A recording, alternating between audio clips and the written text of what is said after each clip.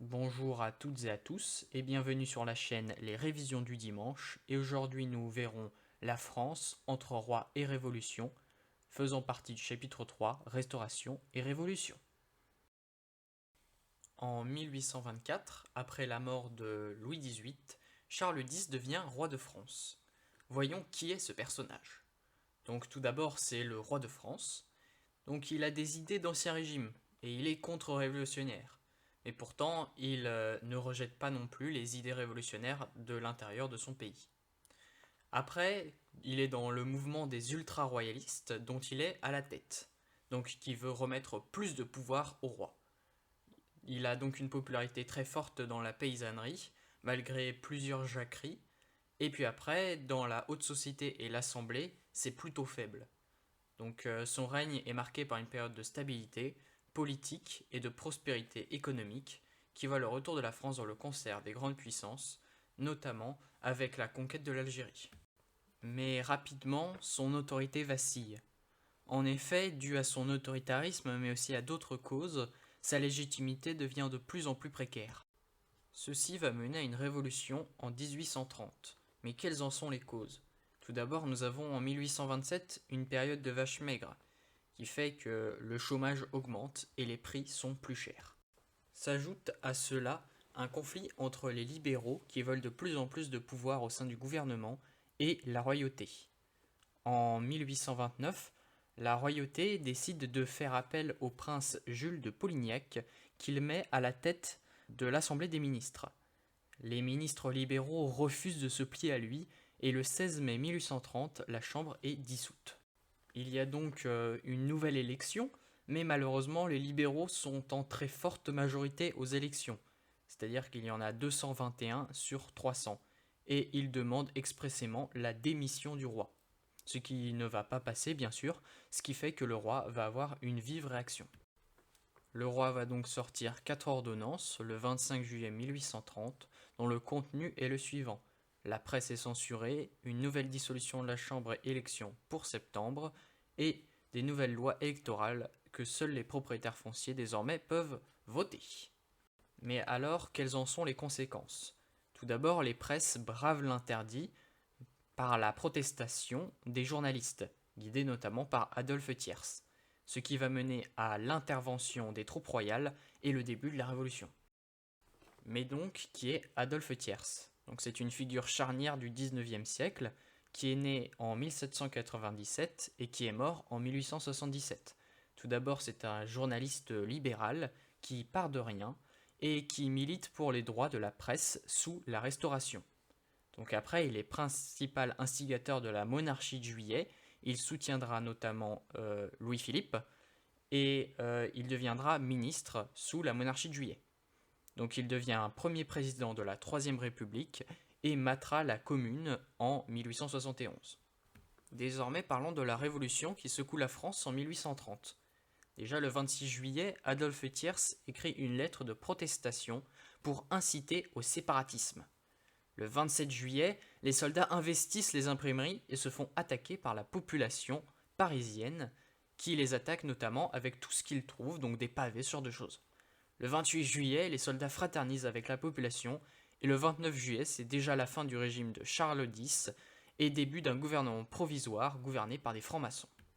Maintenant, parlons de Louis-Philippe Ier.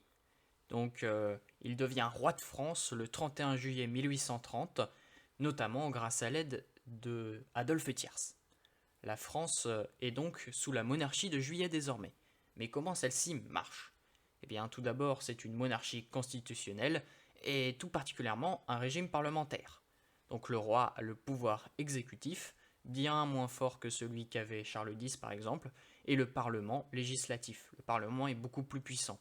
Donc on a la reprise du drapeau tricolore, et c'est surtout le moment où va triompher le libéralisme, parce que ce sera principalement un gouvernement de banquiers.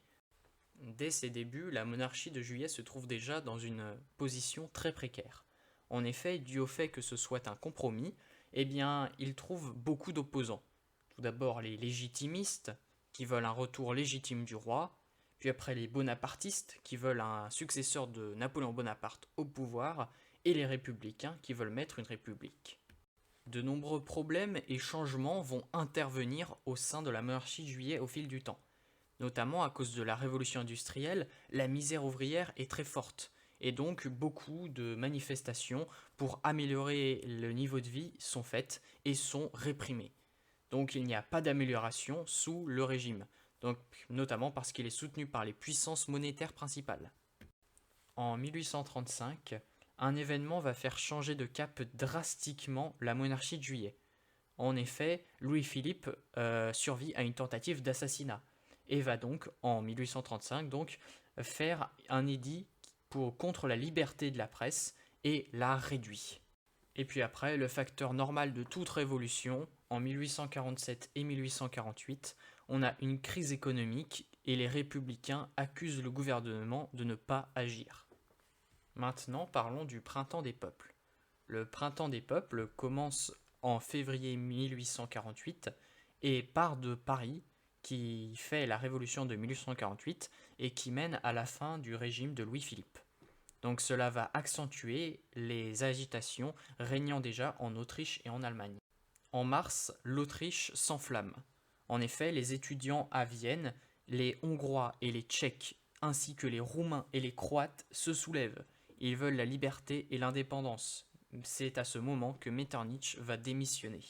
Cela encourage notamment les Allemands et les Italiens à s'émanciper également. Le même mois, l'Europe s'embrase. En effet, les Berlinois en Prusse prennent les armes. Et puis après, à Milan, les Autrichiens sont expulsés le même mois. En Allemagne notamment, un parlement sera créé. Mais à l'été 1848, la répression se durcit et les armées conservatrices reprennent le contrôle des zones perdues. En Prusse et en Autriche, les révolutions vont donc lamentablement échouer. Alors, fin d'un régime. Donc en février 1848, le peuple se révolte, poussant Louis-Philippe à abdiquer. Le 24 février 1848, la Seconde République est proclamée dans la liesse. Mais alors quelles sont les conséquences du printemps des peuples? Si la majorité des révolutions ont été un échec, les révolutionnaires de tous bords viennent se réfugier en France pour y commencer leur propre révolution, notamment Karl Marx. Et les principes féodaux sont abolis, notamment dans l'Empire d'Autriche, et le Congrès de Vienne devient obsolète. Le suffrage universel masculin a été expérimenté et plusieurs pays arrivent à garder leur constitution comme la Prusse et le royaume de Piémont-Sardaigne, ce qui leur permet d'être un point de voûte afin de pouvoir réunifier leur pays, l'Italie et l'Allemagne.